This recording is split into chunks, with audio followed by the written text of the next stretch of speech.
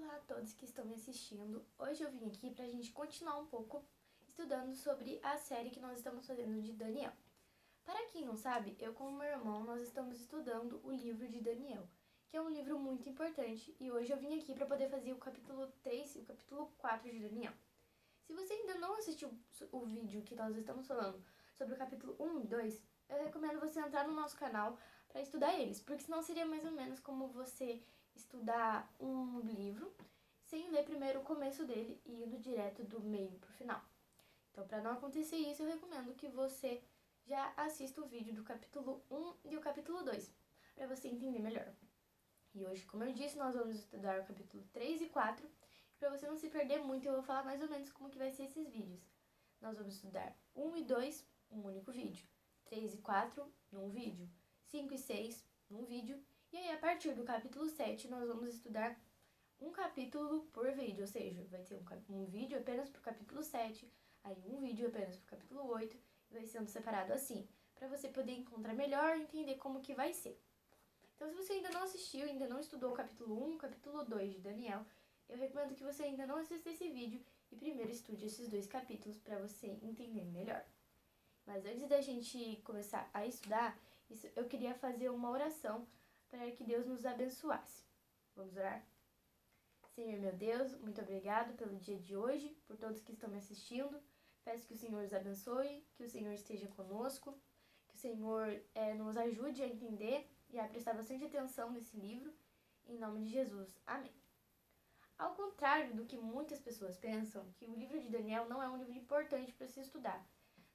Na verdade, muitas pessoas, alguns até pensam que quanto mais se o livro for antigo, por exemplo, Gênesis, é um livro menos importante para se estudar e que agora nós temos que estudar apenas o Apocalipse. Mas não, porque muita gente pensa que, o livro de Daniel, as profecias dele eram profecias do passado, falando para o futuro daquela época. E no caso já seria o nosso passado. Mas na verdade, as lições que nós temos do livro de Daniel, elas servem até para o dia de hoje. E inclusive, hoje nós vamos falar de duas histórias muito conhecidas do livro de Daniel. Uma do capítulo 3 e outra do capítulo 4. Mas talvez você não conheça essa história, porque por mais que ela seja bem conhecida, ainda tem algumas pessoas que não conhecem. Então hoje eu vou contar essas duas histórias para vocês. Nós vamos focar em alguns pontos que às vezes nós não percebemos, algumas curiosidades que também nós às vezes não sabemos sobre essas histórias. Vamos tirar algumas lições para o tempo de hoje. Mas antes da gente começar a ler o livro de Daniel, eu quero que você abra sua Bíblia lá em Apocalipse. Você deve estar pensando por que a gente está abrindo a Bíblia agora em Apocalipse se a gente vai estudar o livro de Daniel. Apocalipse 13. Porque assim, tem uma metáfora que Ellen White fala, e inclusive eu concordo com essa metáfora, em que fala que Daniel e Apocalipse são livros gêmeos. E essa metáfora ela faz bastante sentido, porque realmente, durante Daniel, nós vamos perceber que muitas vezes Apocalipse completa Daniel. Muitas vezes Apocalipse nos ajuda a entender Daniel. E a mesma coisa quando nós estamos estudando o Apocalipse, às vezes Daniel nos ajuda a entender Apocalipse. Então são livros que se completam. E nós vamos ver hoje um pouquinho disso para vocês verem também no capítulo 7 em diante, que é profecia, nós vamos usar mais isso. Mas até mesmo no capítulo 3, que é um capítulo histórico, nós já percebemos algumas semelhanças entre o capítulo 13 de Apocalipse, a partir de um certo verso, e o capítulo 3 de Daniel, ok? Então eu quero ler com você Apocalipse capítulo 13, a partir do verso 14 em diante nós vamos ler. Diz assim: Seduz os que habitam sobre a terra, por causa dos sinais que lhe foi dado executar diante da besta, dizendo aos que habitam sobre a terra que façam uma imagem à besta, aquela que ferida a espada sobreviveu. E lhe foi dado comunicar fôlego à imagem da besta, para que não só a imagem falasse, como ainda fizesse morrer quantos não adorassem a imagem da besta. A todos, os pequenos e os grandes, os ricos e os pobres, os livres e os escravos, faz que lhes seja dada certa marca sobre a mão direita ou sobre a fronte, para que ninguém possa comprar ou vender, senão aquele que tem a marca, o nome da besta ou o número do seu nome. Aqui está a sabedoria. Aquele que tem entendimento calcule o número da besta, pois é número de homem.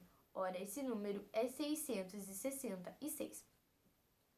Antes da gente começar a ver algumas características e os pontos sobre esse verso, eu quero alertar você para que você não fique pensando agora, nesse momento, quem é essa besta, quem é a imagem da besta, porque isso é um estudo mais à parte que nós vamos ter que fazer. Se você for começar a fazer esse estudo agora, nesse exato momento, você vai acabar tendo que parar um pouquinho de estudar Daniel capítulo 3 e 4. Então, para que isso não aconteça, nós vamos focar em certas características aqui no capítulo 3 de Daniel, e depois, em seguida, você já pode pesquisar um estudo para você entender até sobre essa besta, se você quiser, ou após a gente terminar o livro de Daniel, nós provavelmente vamos fazer também um estudo de Apocalipse. Aí talvez você entenda melhor sobre essa besta, para que você não acabe confundindo as coisas. Porque tem algumas igrejas que ensinam que essa besta seria Papa, outras ensinam que essa besta seria talvez um grupo religioso, uma seita, cada um ensina uma coisa.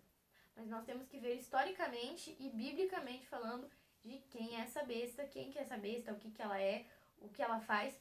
Então nós não vamos estudar isso agora e nem hoje, ok?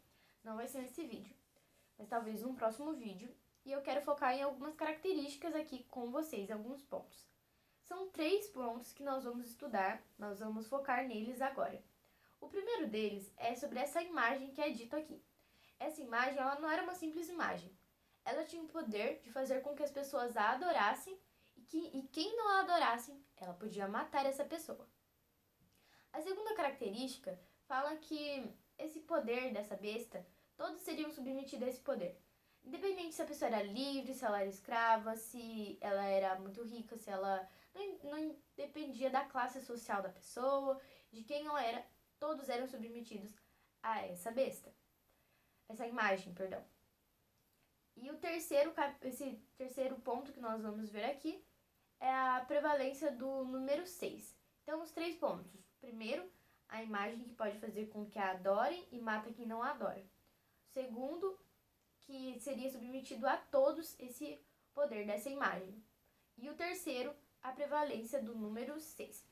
Agora nós vamos ir lá para Daniel para nós vermos algumas dessas semelhanças. Daniel, capítulo 3, diz assim, a partir do verso 1, para nós vermos essa semelhança. O rei Nabucodonosor fez uma imagem de ouro que tinha 60 côvados de altura e 6 de largura. Levantou-a no campo de Dura, na província da Babilônia. Vamos parar aqui rapidinho? Nós já vemos a terceira característica, a prevalência do número 6. Agora vamos continuar, no verso 2. Então o rei Nabucodonosor mandou ajuntar os sátrapas, os prefeitos, os governadores, os juízes, os tesoureiros, os magistrados, os conselheiros e todos os oficiais das províncias, para que viessem à consagração da imagem que o rei Nabucodonosor tinha levantado. Então se ajuntaram os sátrapas, os prefeitos, os governadores, os juízes, os tesoureiros, os magistrados, os conselheiros e todos os oficiais das províncias para a consagração da imagem que o rei Nabucodonosor tinha levantado. E estavam em pé diante da imagem que o rei Nabucodonosor tinha levantado.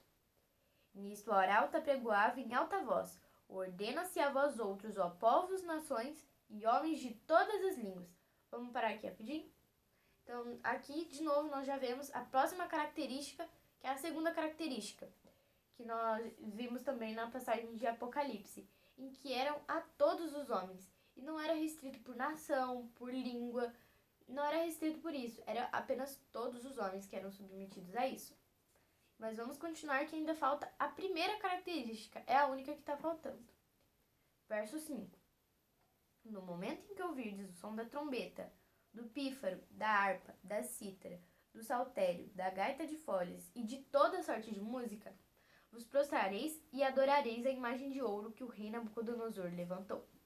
Qualquer que se não prostrar e não a adorar será no mesmo instante lançado na fornalha de fogo ardente. Então nós vemos no verso 5, dando esse poder de adoração a essa imagem, e em seguida o poder de matar a quem não a adorasse no verso 6, a sentença de morte. Nós comparamos aqui, e eu espero que você tenha percebido e eu tenha deixado bem claro a semelhança entre Apocalipse e Daniel, e que você não se esqueça, porque nós vamos estudar isso mais vezes e vamos usar mais vezes o livro de Apocalipse para estudar a Daniel e o mesmo ao contrário. Mas agora continuando a história. Nabucodonosor levanta então essa imagem e manda que todos a adorem, certo? E dentre daquele povo ali que tinha que adorar essa imagem, está os 3 amigos de Daniel, que aqui os nomes deles aqui lá na Babilônia era Sadraque, Mesaque e Abidnego, mas esses não são os verdadeiros nomes deles. E é interessante porque quando nós lemos o capítulo 2, nós ficamos pensando por que Nabucodonosor faz isso no capítulo 3. Não faz muito sentido, porque no capítulo 2 ele faz o seguinte: ele tem aquele sonho, Daniel vem, interpreta esse sonho para ele, e ele reconhece que Daniel ele segue ao Deus dos deuses, como ele fala. E fala que o Deus de Daniel é santo, e etc., que ele fala no capítulo 2, quando Daniel interpreta o sonho dele. Mas aqui no capítulo 3, ele já agora quer erguer um novo Deus, que no caso é essa estátua que ele estava levantando, toda de ouro. Mas o que acontece é que entre o capítulo 2 e o 3 de Daniel se passa alguns anos. Então talvez Nabucodonosor ele tenha se esquecido de que foi Deus que deu esse poder, deu esse dom a Daniel para ele interpretar os sonhos. Talvez Nabucodonosor tenha se esquecido disso e por causa disso ele se esqueceu de Deus. E agora no capítulo 3 ele levanta essa estátua. E também é interessante que no capítulo 2, a cada material vai trocando naquela estátua do sonho dele. Ele sonha com uma estátua em que a cabeça dela era de ouro e representava a Babilônia. Em seguida, muda-se o material aqui nos peitos e nos braços, que significa a Medo-Pérsia. Então vai mudando o material conforme o reino ele é derrotado e nasce e vem um novo reino acima daquele, muitas vezes até pior. Tanto que a Medo-Pérsia ela não era tão forte quanto a Babilônia. Mas cada material representando aquele reino e tendo a ver com o reino. Tem uma associação entre o material que é feito e o reino.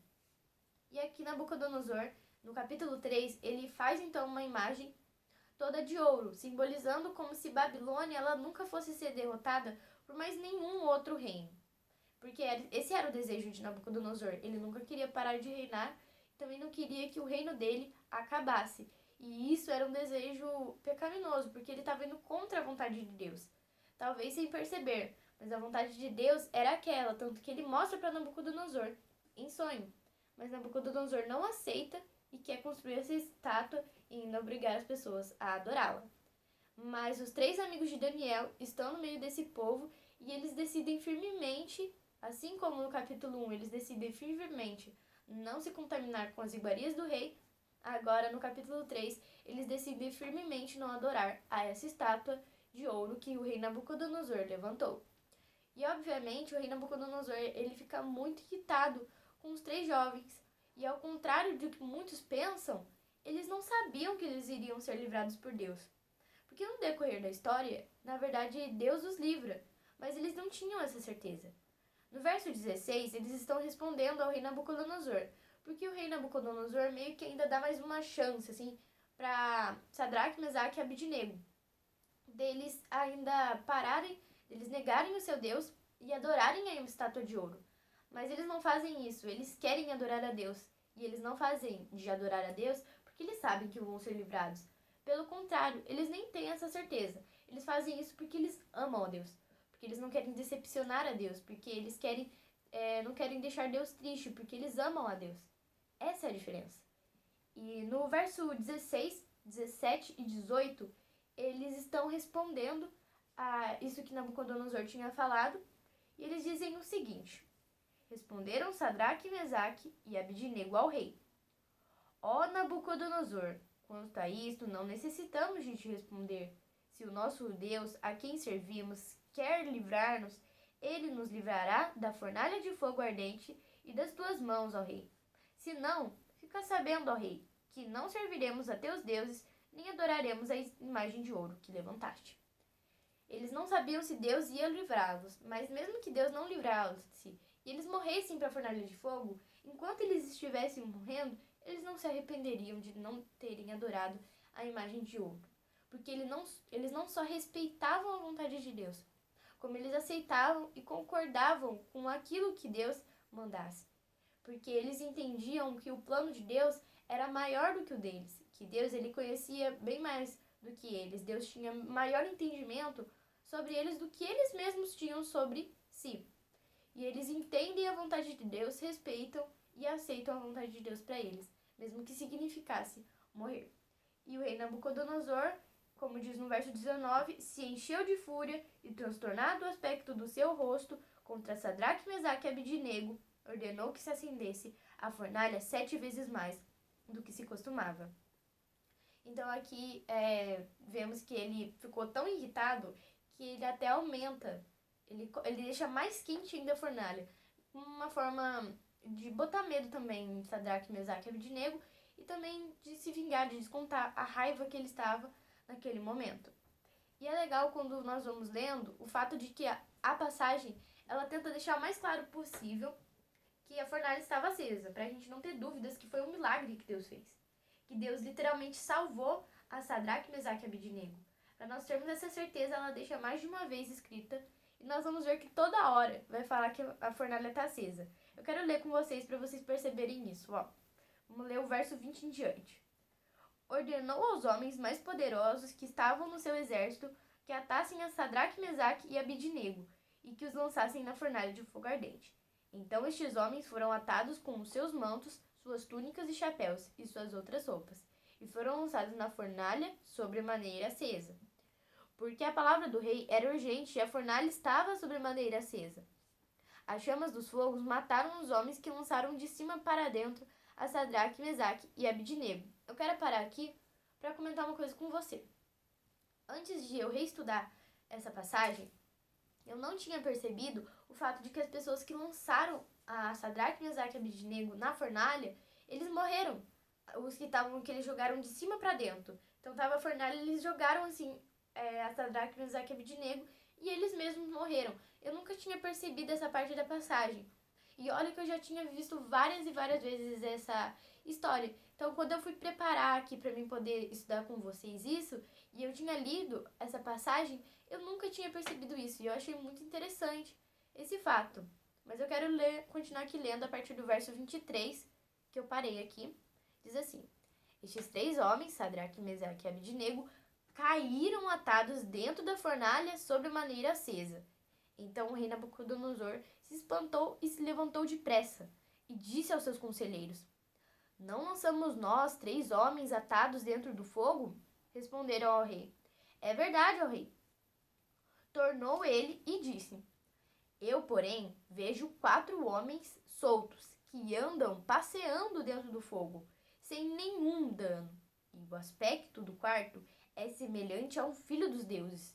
Então se chegou Nabucodonosor à porta da fornalha, sobre maneira acesa, falou e disse: Sadraque, Mesaque e Abidnego, servos do Deus Altíssimo, saí e vinde. Então Sadraque, Mesaque e Abidnego saíram do meio do fogo. Vemos aqui que Deus ele salvou a Sadraque, Mesaque e Abidnego não só pela sua obediência, mas por tamanho amor que eles tiveram.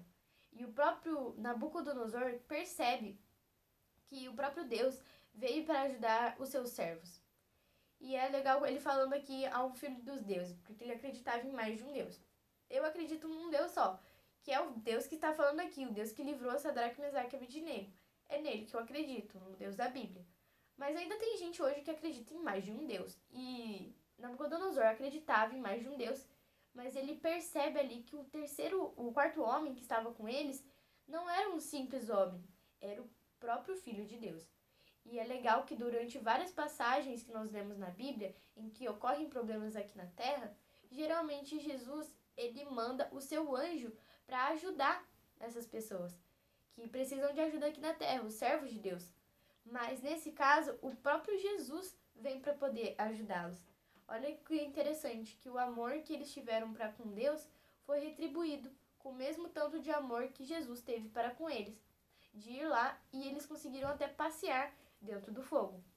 Agora, quando nós lemos vamos ler o verso 27, e no verso 28 parece até que Nabucodonosor, ele já se converteu, mas na verdade não. Nabucodonosor não se converte no capítulo 3, O que é muito interessante, porque quando nós lemos, dá a impressão que ele teria sim se convertido, mas ele não se converte no capítulo 3. Ele vai se converter só lá no capítulo 4. E nós ainda vamos ler. Mas vamos ler aqui o verso 27 para a gente já tá terminando aqui o capítulo 3.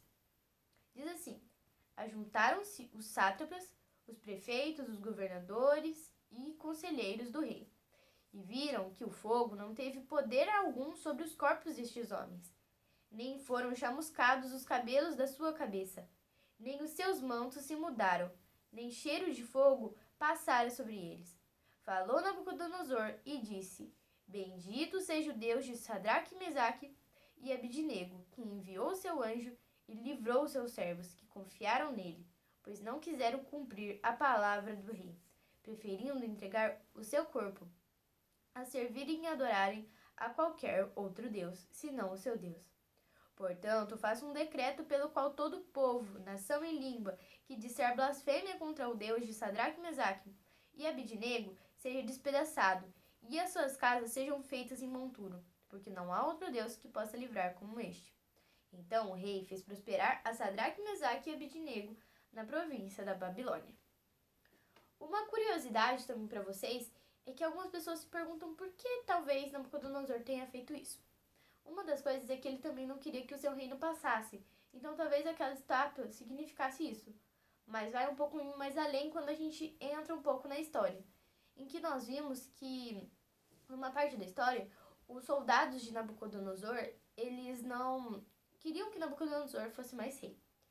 Então eles meio que se rebelam contra Nabucodonosor, e talvez como uma forma de demonstrar poder, de amedrontar esses soldados, ou de teste para ver quem realmente ainda queria que ele fosse rei, ele faz essa estátua e manda que todos o adorem. Então as pessoas que queriam até matar Nabucodonosor, porque não queriam mais que ele fosse rei, queriam tomar a coroa de Nabucodonosor, seriam as pessoas que não adorariam essa estátua, talvez. Era uma forma de provar ao povo o seu poder e de fazer com que eles obedecessem ele. Por isso Nabucodonosor talvez tenha ficado tão irritado com os 3 jovens não quererem adorar essa imagem. Porque se eles não queriam nem adorar a imagem com pena de morte, quanto mais eles poderiam também não querer aceitar o reinado de Nabucodonosor. É muito legal quando a gente adentra um pouquinho na história para entendermos isso.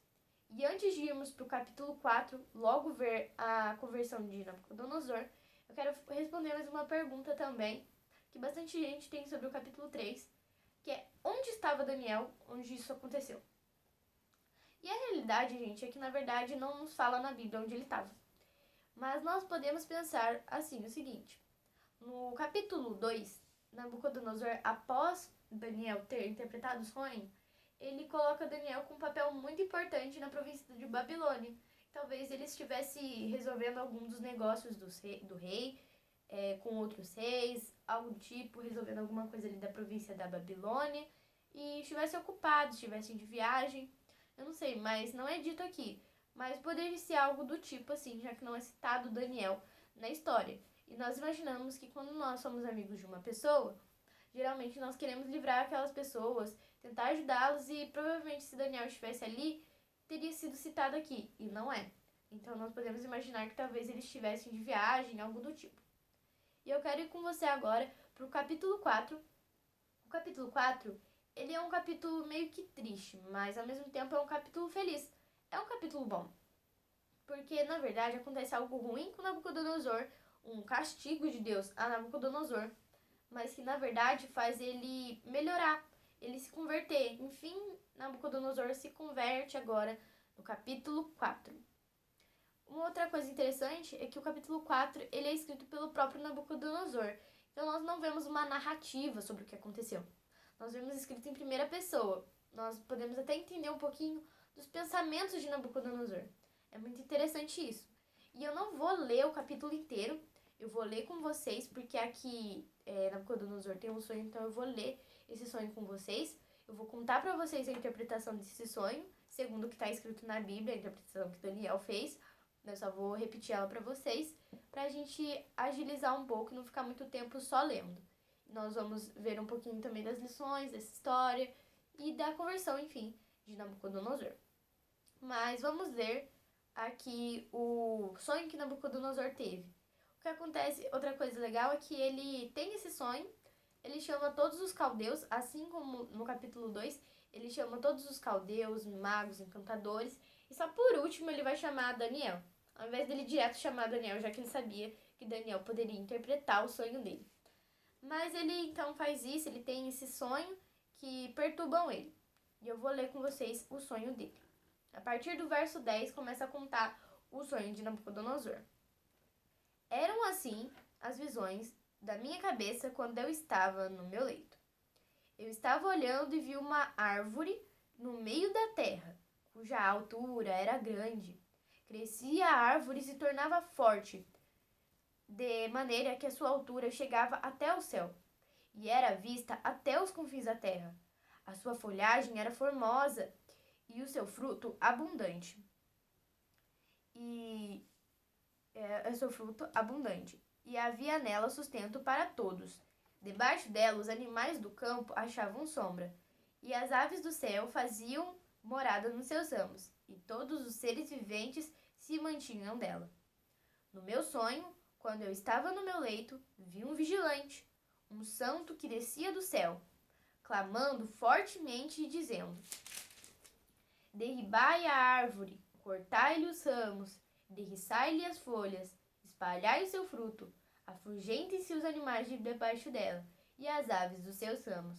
Mas a cepa com suas raízes deixai na terra, atadas com cadeias de ferro e de bronze, na erva do campo, seja ela molhada do orvalho do céu, e a sua porção seja como os animais da terra, a erva da terra. Mude-se-lhe o coração para que não seja mais coração de homem, e lhe seja dado o coração de animal. E passem sobre ela 7 tempos. Essa sentença é por decreto dos vigilantes, e esta ordem por mandado dos santos, a fim de que conheçam os viventes que o Altíssimo tem domínio sobre o reino dos homens, e o dá a quem quer, e até o mais humilde dos homens constitui sobre eles. Isto vi eu, Nabucodonosor, em sonhos. Tu, pois, é Beltesazar, dize a interpretação, porquanto todos os sábios do meu reino não me puderam fazer a saber a interpretação, mas tu podes, pois há em ti o Espírito dos deuses santos. Aqui Nabucodonosor então tem esse sonho, que é muito perturbador para ele. Inclusive, Daniel, no verso 19, nos diz que ele ficou atônito por um tempo, ou seja, ele não quis falar a interpretação para o rei Nabucodonosor, porque o significado, assim, resumindo, depois eu vou contar mais detalhadamente, mas resumindo, era que Nabucodonosor ia ficar louco. E isso seria horrível para os inimigos de Nabucodonosor. Pensa, um rei, ele está governando e os seus inimigos sabem que ele vai estar num estado que ele não vai conseguir ter razão suficiente para dominar o seu reino e para comandar aquilo. Pensa como que os inimigos dele não poderiam se aproveitar disso. Então Daniel, ele fica com medo de falar isso pro rei, e do rei ficar bravo com ele, e ele até tenta depois, passado um tempinho, ele tenta também aconselhar o rei para ajudar o rei. A interpretação do sonho é o seguinte: a árvore grande que chegava até o céu, que tinha aqueles ramos formosos e que as aves comiam dos seus frutos, tudo mais que fala sobre ela, que chegava muito longe. Então, essa árvore era o rei Nabucodonosor. Então vem um vigilante, um santo, que nós poderíamos entender que é um anjo, porque um vigilante, um mensageiro, é isso que quer dizer, um anjo. Então talvez seria um anjo de Deus para fazer esse mandado através de Deus. Isso daí seria uma ordem de Deus, e nós vamos perceber isso na passagem, quando isso acontecer mesmo com Nabucodonosor. Nabucodonosor, ele desenvolveria uma doença chamada licantropia, só que naquela época que ninguém conhecia por esse nome. E no caso, mudaria o coração dele de, como fala, o coração dele de homem para o coração de animal. Mas nessa parte quer dizer que ele ia perder a razão dele, ele não iria mais raciocinar e ele ia agir apenas por instintos, igual um animal. Só que no caso também nós percebemos que fala que iria cortar os ramos, derribar a árvore e ia deixar apenas a cepa com as raízes. Mas nós vemos que o mais importante, assim, o mais glorioso da árvore era o fato dela chegar até o céu, isso é tirado. O fato dela ter ramos formosos, também é tirado dela. As aves e os animais se afugentarem nela, também é tirado isso. Então tudo que era de bom daquela árvore é tirado. Só deixa ela mesmo a parte que não era boa dela, só essa parte fica na terra. E ela começa a agir igual um animal e ter então esse coração de animal, como diz, comer junto com os animais e ser molhado do orvalho do céu. Isso que aconteceria com Nabucodonosor. Toda a glória, o resplendor que ele tinha como rei, a honra dele, ele iria perder. Tudo de bom que ele tinha, ele iria perder. E ia sobrar apenas os instintos dele, ele agiria como animal. E ainda hoje, existem pessoas que também têm essa doença. Por vários motivos, às vezes por se isolarem muito tempo com animais, por vários motivos. E essas pessoas podem desenvolver essa doença chamada licantropia, que também algumas pessoas chamam como síndrome do homem-lobo, e que quer dizer isso, mas enfim. Nabucodonosor, ele realmente, passado um tempo, ele desenvolve essa doença.